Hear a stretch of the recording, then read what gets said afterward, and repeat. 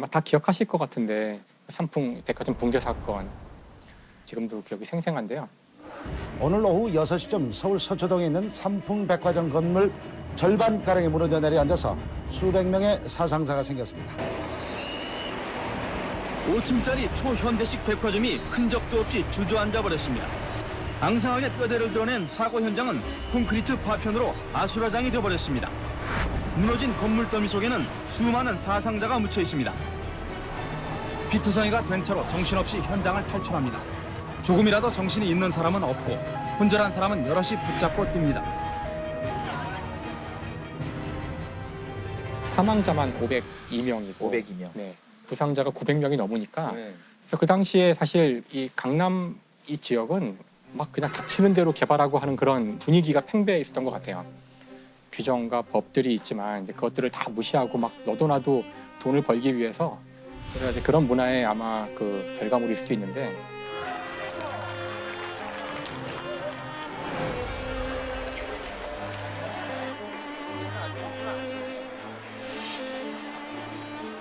백화점이 만들어진 곳은 서초동, 뭐 너무나 잘 알려진 사법연수원 바로 앞이었어요. 정말 강남의 중심에서 중심에 있는 곳인데 삼풍백화점이 만들어지는 그 과정을 봐도 뭐 지금 공기를 안 지키고 뭐 이런 층 이런 문제만이 아니라 정말 총체적 난국이었다 그래요. 그래서 이 백화점은 무량판 건축이라 그래가지고 한 층을 이렇게 판으로 만든 다음에 여기 기둥들을 쭉 이제 세워서 지지하는 그런 식의 구조물이에요. 그러니까 이 기둥이 충분한 개수가 있어야 되고 기둥이 충분히 두꺼워야 되고. 그렇죠. 근데 다 지켜지지 않는데 결국은 그러니까 기둥 하나 뺀다고 뭐 큰일 있겠어? 딱 그거거든요. 그렇죠. 이걸 지키지 않았기 때문에 나중에 어떤 일이 벌어지냐면 이게 뚫려요. 이게 결국 이게 펑펑펑 뚫리면서 5층 판이 4층으로 떨어지고 4층 판, 5층 판이 3층으로 떨어지고 연쇄적으로 이렇게 내려오는 거죠. 팡팡팡팡 내려가게 되는 건데 거기를 보면 이렇게 중간에 에스컬레이터 이렇게 올라가 보면 유난히 탁 트였어요. 한 층이 다 보여요 이렇게. 그리고 되게 널찍해요. 지금 돌이켜 보니까 이 보가 더 있었어야 돼요. 그렇게 탁 트이면 안 되는 거예요. 훨씬 더 촘촘하게 그렇게 잘 보면 백화점 보면 기둥이 많이 시야를 가리고 있거든요. 네. 지금 돌이켜 보면 엄청나게 탁 트여 있어요. 서늘하더라고요. 원래 아파트 부지였다고 하더라고요. 여기가 백화점이 있으면 돈을 많이 벌 것 같으니까 이제 용도 변경을 물론 그 과정에서 이제 부정행위가 있었고요. 뇌물을 수수하고 정말 비리 덩어리인데 이제 그러고서 여기에 지을 수 있도록 허가받은 건물은 이제 지상 4층, 지하 4층짜리 이제 건물을 지을 수 있도록 허가를 받고서 정작 건물을 짓는 과정에서 한 층을 더 올리면 좋겠다. 돈을 더 벌 수 있다는 건 누구나 아는 거니까. 그래서 5층으로 이제 개장을 하게 돼요. 근데 그때에도 준공 검사를 받고 해야 되는데 또 그것도 다 이제 불법으로 해서 다 이제 무마시키고 뇌물을 받고 삼풍백화점 개설 승인을 단 3시간 만에 내준 것으로 밝혀진 서울시 담당 공무원 3명이 검찰에 구속됐습니다. 담당 공무원은 현장에 나가지도 않고 20여 개가 넘는 검사 항목이 모두 이상 없다고 서류를 꾸몄습니다. 어쨌든 가 오픈을 일단 한 다음에 쭉 보니까 꼭대기층에 해당하는 식당가를 만들어야 될 것 같은 거예요. 근데 그 일반적으로 식당가는 보통의 층하고 좀 다르대요. 냉장고가 들어가 있죠. 그다음에 조리기구 이런 것들이 다 무거운 것들이기 때문에 전문가들 말로는 식당가를 꾸미는 순간 3개 층을 더 얹은 효과를 낸 거다. 그럼 7, 8층짜리 건물을 지은 거네요, 사실. 그렇죠. 4층을 버티게 만들어 놓고서는 7, 8층을 올린 거죠. 그리고서 여기다가 또 무슨 냉각탑을 또 얹어요. 냉각탑, 에어컨 때문에 냉각탑을 얹는데 그 냉각탑 자체만 37톤인가 그렇고 여기 물이 다 채워지면 80몇 톤에 달하는 사실 그때 사실 이제 끝난 거죠. 이게 사실은 이제 옥상의 무게가 견딜 수 있는 무게 원래 그 규정된 무게의 4배에 달했다고 하니까 사실 이게 금방 무너지지 않은 게 기적일 정도죠, 사실은. 그러니까요. 그런 안전에 대한 것들이 굉장히 무뎠던 것 같아요. 네. 이제 무너지기 직전에도 수많은 이런 게 갑자기 무너지진 않잖아요. 그래서 균열 가고 뭐 이렇게 하잖아요. 많은 전조 현상들이 있었어요. 그래서 이미 4월 달부터 천정에 이제 금이 가기 시작했대요. 그래서 금이 가는 걸 다 알고 있었고 그 전날만 해도 이제 펀칭 현상이라 그래서 아까 이야기한 이 무량판이 있고 기둥이 있으면 이 기둥 주위가 이제 깨지기 시작하는 거예요. 뚫고 올라오는 펀칭이란 건 뚫리는 건데 펀칭의 전조들이 보여서 이거 괜찮을까? 이런 일이. 그다음에 6월 29일 당일에도 이제 오전 8시 이때만 해도 일부 식당에서는 물이 새기 시작하고 밑에가 막 융기되고 위가 우글우글해져가지고 결국은 그 식당 몇 개는 문을 닫고요. 제가 들은 얘기는 그 전날 밤에 백화점 문을 닫고 경비원 분이 순찰을 돌잖아요. 순찰을 도는데 그 빈 건물에서 막 구구구구 막 이런 소리가. 왜냐면 다 조용하니까.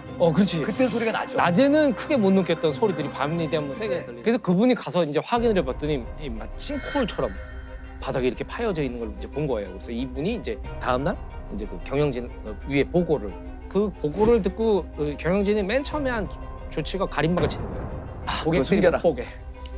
네, 사실 이쯤 되면은 그렇죠. 다 영업 안 대피하고 해야죠. 영업을 하지 안 해야 말아야 되는데. 안에 싹 비워야죠. 사실 그 경영진에서는 2시에 모여서 회의를 시작했다고 하더라고요. 어떻게 할까 회의를 했는데 그 위험한 건 맞는데 오늘 중에 뭐 큰일이 날 것 같진 않고 오늘 영업이 끝난 다음에 이제 위에 지지대를 대고 하면은 되지 않을까라는 의견을 냈다고 해요. 당일날 이제 이거 지금 붕괴될 것 같다.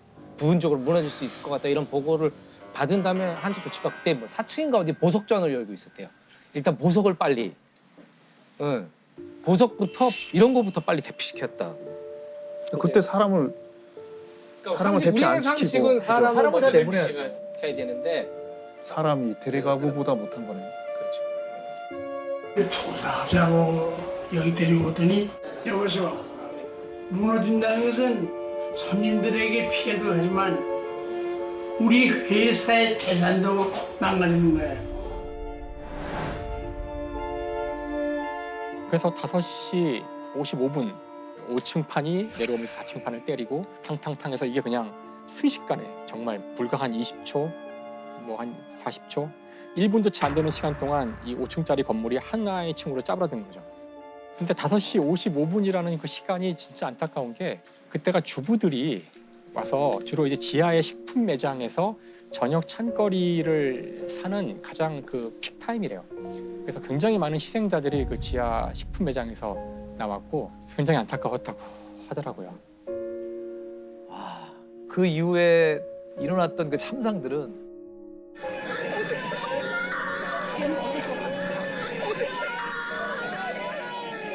간신히 눈을 껌벅이며 살아있음을 알리지만 스스로 나올 기운도 방법도 없습니다. 사람들 색깔이 다 회색인데 어느 한 부위만 이렇게 빨갛게 피가 흐르고 있는 그런 사람들이 뒤척뒤척 들어오기 시작하는 거예요. 저희 응급실 입구 쪽으로.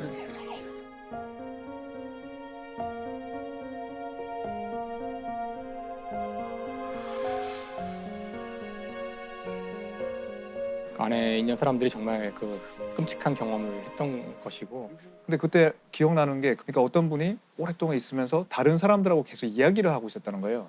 그 죽어가는 사람들하고 같이 서로 안 보이는데 소리만 이야기를 하면서 서로 뭐 힘내자 뭐 이렇게 이야기하다가 이제 점점 그 목소리가 꺼져가는 거죠. 네. 완전히 암흑이잖아요. 그 매몰 장소가 빛이 없는 데서 우리는 상상을 할 수가 없어요. 8개월 전에 성수대교 사건이 있었잖아요. 그렇죠.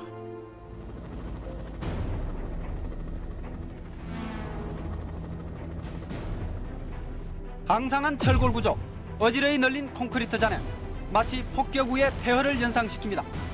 휴지 조각처럼 구겨진 시내버스와 널브러진 승용차들이 사고 당시의 참혹한 모습을 그대로 보여주고 있습니다. 가장 많은 희생자를 낸 시내버스는 붕괴 상황을 모른 채 달리다 그대로 떨어졌습니다. 성수대교는 정말 강남과 강북을 잇는 중요한 다리인데 7시 40분 정도죠. 그러니까 그때 한참 출근 시간이에요. 그 시간에 갑자기 한 45m 가량이 뚝 끊어진 거예요. 그래서 여기 타 있던 사람들은 이제 당연히 거기서 큰 충격으로 32명이나 이제 사망을 했고요. 특히 사망자들 가운데에서는 그 무학 여고 여중 학생. 예, 강남에서 북으로 넘어가면 성수대교를 건너면 무학여고가 있어요. 예, 무학여고 학생들이 저는 이 성수대교 사건은 제가 한 15분 전에 건넜어요. 작곡 작업을 하고 5시 한 반? 저는 지나서 집에 가서 TV를 켰는데 몰랐어요. 제가 그때 소름 돋았던 게 지금도 잊혀지지 않는데 그러고 나서 잠을 못 잤어요. 그 뉴스를 계속 보느라고 오전 내내. 막 너무 무서운 거예요. 결국 그것도 부실공사였던 거죠. 부실공사죠. 이게 네. 1977년인가 그때 개통해서 그 이후에 거의 다리에 대한 안전 검사가 이루어진 적이 없고요. 건설 관계자들은 검찰에서 시공 방식을 엄격히 지키면 용접이 어렵고 공기가 늦어져서 이렇게 용접했다고 진술했습니다. 서울시는 사고가 나기 10시간 전에 성수대교 상판의 이상을 발견하고서도 대처에 소홀했다는 소리도 지금 들리고 있습니다. 성수대교가 주저앉기 불과 10시간 전인 어젯밤 9시 반 서울시 도로국 산하 홍부건설 사업소 측은 오늘 무너져 내린 상판에서 50m 떨어진 지점에서 상판 이음새에 이상을 발견했습니다. 그런데도 비가 온다는 이유로 이 부분에 대한 보수 공사만 대충 마친 채 아무런 조치도 하지 않았습니다. 94, 95년이 우리나라가 OECD에 가입한 즈음이에요. 그래서 우리도 이제 선진국 대열에 들어간다 그래서 막 축배를 막 들던 상황이었거든요. 그러니까 외형은 선진국의 틀을 갖춰가는데 내실은 흉내만 내고 있었던 거죠, 결국에는. 그러니까 이게 사실 보면은 그 되게 작은 어떤 잘못이랄까? 그때로서는 뭐 요거 잠깐 뭐 괜찮지 않을까? 이제 이런 식의 것들이 점점 모이는 건데 이것과 관련해서 하인리히 법칙이라는 게 있어요. 하인리히 법칙. 이걸 이제 1대 29대 300 법칙이라고 하는데 굉장히 그 많은 사상자를 내는 사건이 하나 있을 때 똑같은 이유로 규모가 크지 않은 사건이 29번 있고 사람이 다치거나 하진 않았지만 사건이 벌어지는 게 300번 있다는 거예요. 전조가 있다는 거죠. 한 번에 거대한 사건이 그냥 일어나는 게 아니라 다치진 않았지만 뭔가 항상 삐걱삐걱 하는 거죠. 이게 300번 가량이 일어날 때 뭐 어디가 뭐 부러지고 이런 일이 29번이 있고 그러고 나면 정말 무시무시한 거대 사건이 한 번이 생긴다는 거예요. 그래서 이제 우리말에 그런 게 있죠. 소 잃고 이제 외양간을 고친다는 건데 소 한 마리를 잃었을 때 외양간을 고쳐야 돼요. 맞아요. 그렇죠. 맞아요. 사실 한 마리 고쳤을 때라도 고치면 다른 소들을 잃지 않을 텐데 지금 이 산풍의 경우를 보면은 그렇게 많은 시그널들, 그렇게 많은 그 경고가 있었음에도 그걸 따르지 않은 거죠. 이준 회장이나 이한상 사장 같은 경우 이제 징역 7년 6개월 이런 형을 받거든요. 업무상 과실치사예요. 과실인 거죠, 그냥. 이 사람들이 의도를 갖고 살인을 한 건 아니라는 건데 저희가 지금까지 다뤘던 수많은 범죄들은 정말 한 사람의 뭐 정말 이상한 사람, 정말 믿기 어려운 그런 어떤 성향을 가진 사람이 벌이는 어떤 범죄들이었잖아요. 근데 산풍 같은 거는 수많은 잘못이 모여서 거대 사건이 한 번 생긴 거예요. 그래서 사실 이게 잠깐의 물론 과실, 작은 실수일 수 있지만 어떤 종류의 실수는 이게 모이면 수백 명의 사람이 한꺼번에 죽는 이제 결과를 낳을 수 있다는 거죠. 이 사건은 과실범의 공동정범이라는 거거든요. 과실범의 공동정범. 근데 우리가 고의범의 공동정범은 당연히 있을 수 있죠. 저 사람을 같이 함께 살인하자, 함께 절도하자. 이거 당연히 고의니까. 근데 우리가 함께 과실을 하자. 이거는 좀 이상한 거예요. 왜냐하면 과실이라는 거는 고의가 아니라는 거거든요. 이미 함께 과실로 뭘 하자 하면 그건 이미 고의지 과실이 아닌 거예요. 그렇죠. 성수대교 사건이나 이 삼풍백화점 사건에서는 과실들이 다 누적해서 일어났던 거고 이렇게 되는 거를 어느 정도 예견할 수 있었다. 이렇게 해서 그 과실범의 공동정범을 인정했다는 거. 공동정범으로 해서 하는 이유는 만약에 그렇게 묻지 않으면 개개의 과실범을 놓고 보면 그 사망의 결과를 예측할 수가 없죠. 그 사망의 결과를 초래했다고 인정하기가 되게 어려워요. 그러면 미수범이 되거든요. 그러면 이제 형사처벌이 안 되는 거예요. 그러니까 이걸 이제 공동정범으로 엮어서 갔던 거죠. 근데 당시에 결국 그 구청장들이 받은 그 형은 징역 10개월에 벌금 200만 원, 300만 원이었거든요. 그러니까 이게 뭘 얘기하냐면은 그러니까 이런 개별 사건들의 죄는 크지 않아요. 그걸 이제 어기는 사람도 별거 아니라고 생각하고 어기는데 이게 모이면 그렇죠. 이런 결과를 주니까 우리 사회가 그러니까 이런 작은 어떤 규정을 어기는 것에 대해서 되게 관대한 사회였잖아요. 그러니까 그런 거 좀 어기면 어때? 아니면 야 좀 다른 길 없어? 그러니까 이런 걸 잘하는 거를 우리는 되게 능력이 있는 식으로 이야기를 한 적도 있었어요. 때로는 예, 그게 융통성이라는 말로 포장이 될 때도 있겠지만 이 안전과 관련된 문제에서는 원칙을 지켜야 한다는 그런 교훈을 준 것 같아요. 저희에게. 성수대교 그 위령탑이 있어요. 거기를 찾아가려고 그러면 굉장히 힘들다고 하더라고요. 서울의 숲에서 찾아갈 수가 있게 이제 연결이 된 것처럼 이제 지도 보면 나오는데 막상 그 중간에는 그 이제 강변북로가 있어서 갈 수가 없는 상황이고요. 오로지 차를 타고만 가서 이렇게 옆으로 빠져서 들어갈 수 있다고 그러더라고요. 그러니까 거기는 아는 사람만 찾아갈 수 있는 그런 공간이고요. 저희가 보면서 여기 있으면 도대체 누가 오나 싶은 데 있더라고요. 우리가 있었던 이런 대형 참사를 좀 안 보였으면 하는 마음이 분명히 있는 게 아닌가. 우리의 어떤 잘못이나 치부, 어두운 면 같은 것들은 숨기고 싶어 하는 것 같은데 유가족만 기억을 하는 형태로 지금 남아있다면 이 사건은 다시든 언제든 다시 벌어질 수 있지 않을까? 한 번 더 그분들을 좀 기리는 그런 시간을 좀 가졌으면 좋겠습니다.